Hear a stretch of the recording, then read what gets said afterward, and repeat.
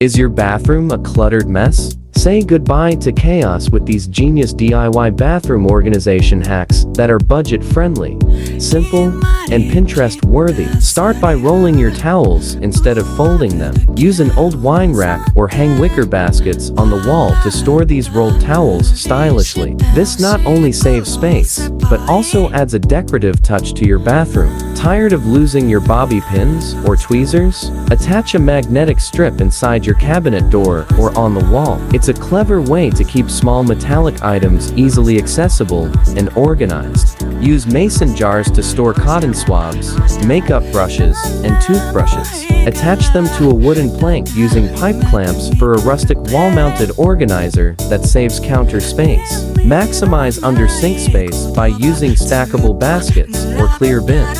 Label them for easy sorting: one for hair tools, one for cleaning supplies, and another for extra toiletries. Transform your bathroom into an oasis of organization today with these simple hacks. Which one will you try first?